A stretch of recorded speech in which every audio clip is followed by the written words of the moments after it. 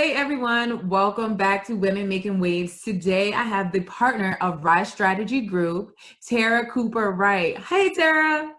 Hey, Amanda. It's so great to talk with you. You too. I'm so excited to have you here. So let's get started. What does the Rise Strategy Group do and how did it get started? Yeah, so Rise Strategy Group is a strategic communications, marketing, and public affairs firm. And we help everyone from major corporations to small nonprofits to political campaigns communicate better and communicate more thoughtfully. And candidly, the way that we do that first and foremost is by helping these organizations identify their audiences. Kind of often a lot of people think you can kind of send a press release and then end up on the front page of, your local newspaper or get the attention of Time magazine. And that's not how it works. You really have to create, messages and campaigns and have stakeholders that really compel your audiences to feel a part of what you're trying to do or what you're trying to sell. And so that's where we come in and we help companies do that. So I got started. We started Rise about 4 years ago. My background is in government communications. I actually went to school for journalism. I thought I was going to be the next Oprah, and quickly found out that, one, for me, I was a little too opinionated in a way. I think truly great journalists, and I actually give Oprah a lot of credit for this and other fantastic journalists, are really objective. And they're great at listening and really understanding kind of a variety of different people's point of views. And I candidly wasn't objective. I think kind of growing up in, a Black girl in Chicago, having all this political opinions, I found myself really wanting to be an advocate. And if I thought someone was doing something right, I wanted to advocate for them. If I thought someone was doing something wrong, I wanted to be an activist against them. And so I got into politics and had the honor of working on President Obama's first campaign and served at the Department of Homeland Security for 2 years, and then moved back to Chicago, which is my hometown, to work for the then mayor, Rahm Emanuel, worked on his campaign and then was his press secretary and spokesperson for 2 years. And just having had those experiences, I wanted to continue. The beauty of government is you get to work on a variety of very diverse issues and topics in any given day. One day it's public safety, one day it's education, one day it's housing. And I still kind of wanted to do that, but wanted to just make it more broader than just government. So that's how Rise was born. Okay, I love that. And I totally get the being the journalist thing because I thought I was going to be a sports anchor. And my mother was actually the first person. I was like, girl, you can't do that. And I was just like, who would actually tell their child that? And she said, do you know you cannot tell somebody that they are not as great as they think they are because you can break down stats? And I was like, oh my God, you're so right. So I totally get being too opinionated on something. I think that was Isn't that real though? I mean, that is that's so what makes real. And who I we never are, heard it though, like right? that until you said it. It mothers tough love. See, your mom knew. Smart She knew. woman. Yes.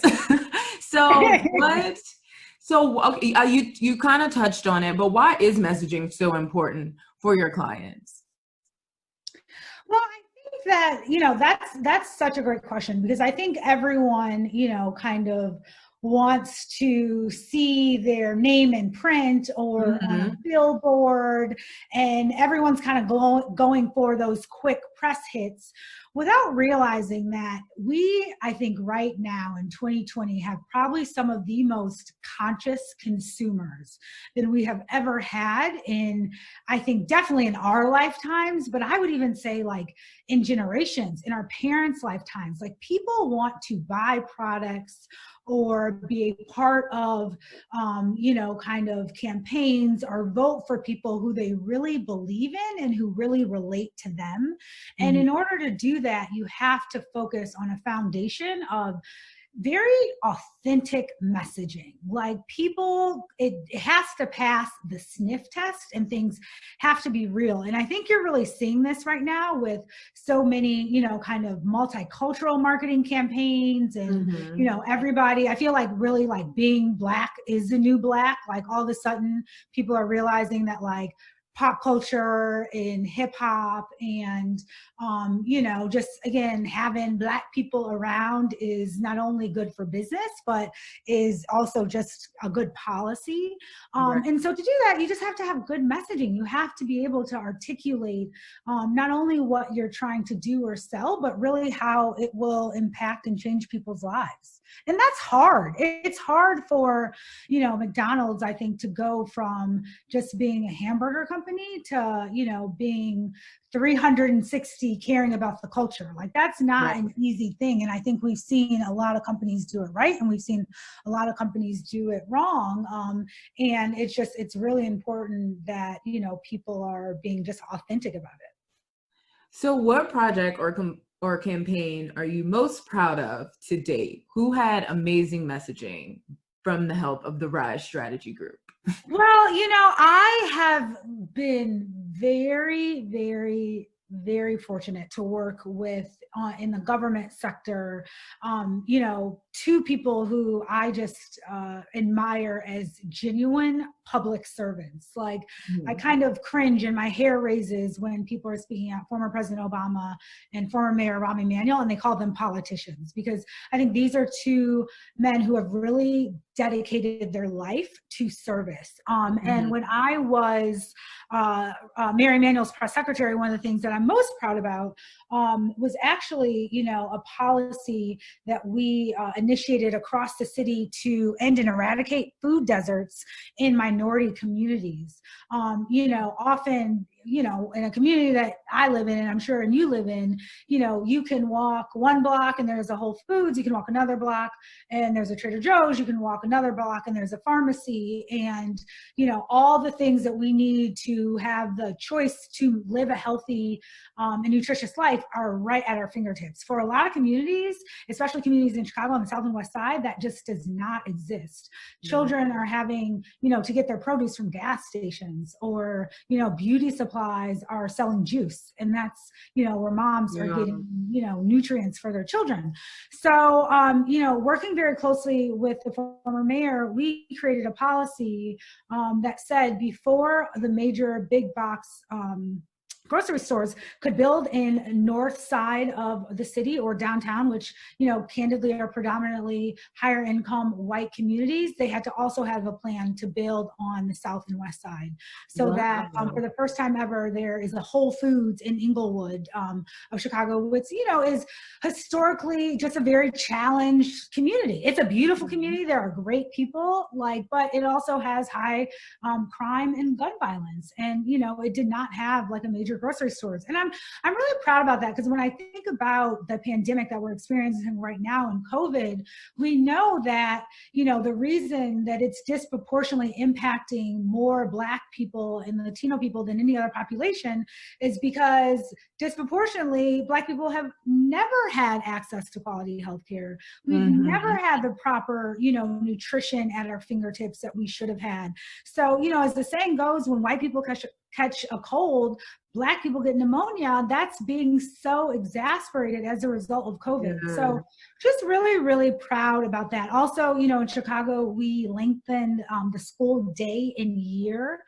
Chicago had this, when Rahm came in, the shortest school day and year of any the top 50 metropolitan cities, and worked for over 2 years against, kind of the status quo of the unions and, of people who just wanted the way things had always happened to happen, worked to actually lengthen the day by an hour and the year by 2 weeks, really just to give Chicago's children like a fighting chance to really just have access, to educational opportunities that they deserve. So I'm really, really proud about those two things. That is great. So obviously RISE is already making an impact, but overall, what would you like RISE strategy group to leave as an impact as a whole on the community of Chicago or even beyond? Yeah, no, I think that's a great question. So I'm very fortunate at Rise that me and all my colleagues, who we happen to have an all-women team, and I say one very strong man of, our MO is candidly to always lead with kindness.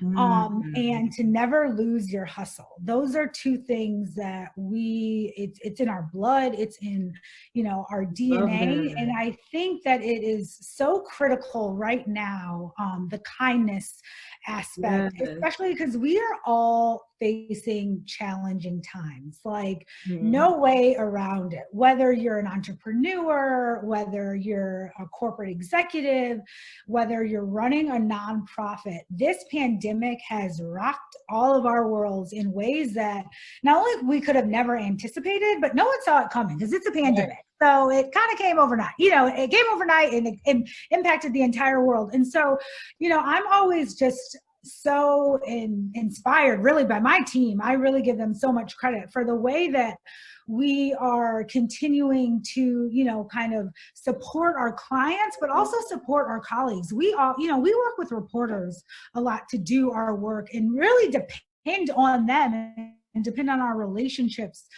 kind of with them to be able to get wins and to succeed for our clients. And, we're in the public relations business, and I'm always reminded that a big part of that business is actually having relationships with people. So when I'm working, I'm currently working with a reporter on a story, and, I saw her kid kind of run across in a Zoom background, and I actually invited her child to come and be a part of the conversation, because I have to be kind and I have to give grace and I have to acknowledge that she's, yes, doing her job, but she's doing it in a capacity that she was not expected to do it in, even just 2 months ago. And so I think right now we just really need to be reminded to all just be kind to each other, to have a lot of grace for each other, really check on people, your friends, check on your colleagues, check on some of your adversaries.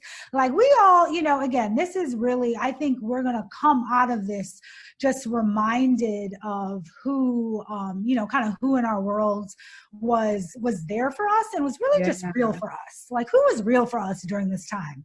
Who, some days in the day, look, in my little office, aka my dining room, and I want to throw in the towel.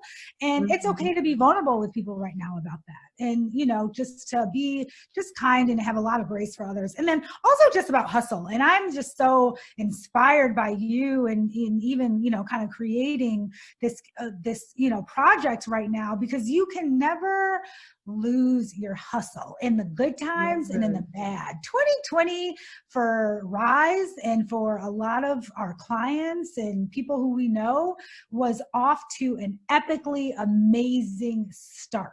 And overnight, it came to a crashing halt. And I take so much inspiration from the people who have had such resilience and who have not let this knock their hustle and have found creative ways to still share their God-given talents with the world. And I just think that's so important. And that's something that, again, I'm so inspired by. I'm so inspired by what you're doing and everything that you're, kind of using blueprint concepts to create a concept of, women kind of coming together and sharing their gems and waves. But I think that's something that I hope that Rise, the impact of the company will be the strong women who are kind and who hustled and who were able to deliver for their clients. Oh my God. I'm at a loss of words. Thank you so much. I think even that's just encouraging to hear, because what I have been sharing with people, and like you're saying, just to be vulnerable right now, this has been very tough for me. And so just talking to you and these other amazing women have given me the energy and just the fight. We're all going through this, like you're saying. And so we're going to make the best of it. And so thank you so much for sharing. Thank you. I know, I'm so honored to be a part of this. And again, I'm like, girl, I'm inspired. I'm a fan of blueprint concepts and just all that you're doing. Yes. And so we have to work together when we're out of this, because I love your energy. Oh my goodness, I'm so ready. But thank you so much for sharing with the people, everyone. Rye Strategy Group's information is below. You see Rye. Tarrah is so amazing and why messaging is important. She articulated that very beautifully. And so what's your message? What do you have to say? So thank you again so much for joining today.